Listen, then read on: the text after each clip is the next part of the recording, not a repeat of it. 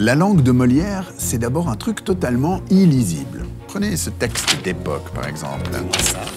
Non mais ça s'écrit pas du tout comme ça, misanthrope. Et puis moi, ça s'écrit pas avec Y. Là aussi, il y a un point au moins. Là, Ok. non mais c'est n'importe quoi cette dictée. Il va jamais passer l'année, Jean-Baptiste. Ouais, ben, vous lui direz. Ouais, Entre le XVIIe siècle et aujourd'hui, un mot sur deux a changé d'orthographe. Et la façon de parler a aussi évolué. En vous est mon espoir, mon bien, ma quiétude. De vous dépend ma peine ou ma béatitude. Et je vais être enfin, par votre seul arrêt, heureux de recevoir ce pack de cigarettes.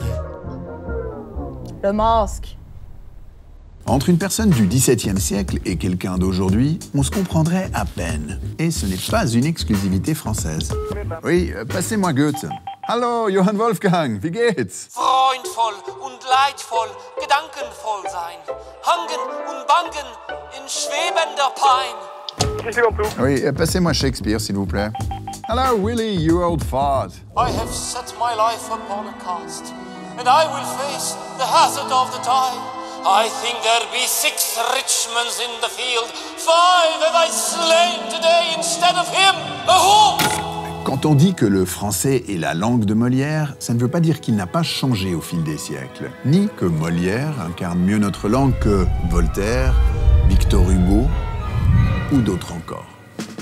L'expression « langue de Molière », qui remonte au XVIIIe siècle, est simplement une périphrase, une figure de style dont raffolent notamment les commentateurs sportifs.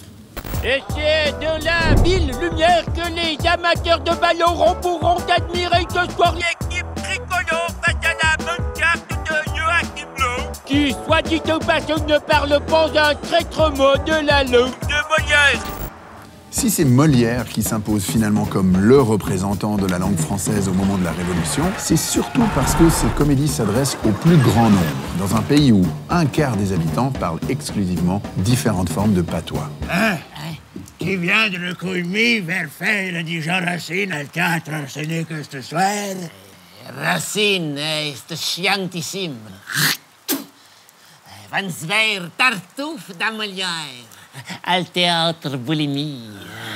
Et c'est ainsi que Molière, peut-être le moins élitaire des auteurs français, finit par incarner la grande langue française, celle que l'on pratiquera dans toutes les cours d'Europe durant les siècles suivants.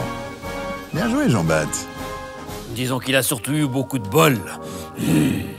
Quant à moi, je vais changer d'éditeur.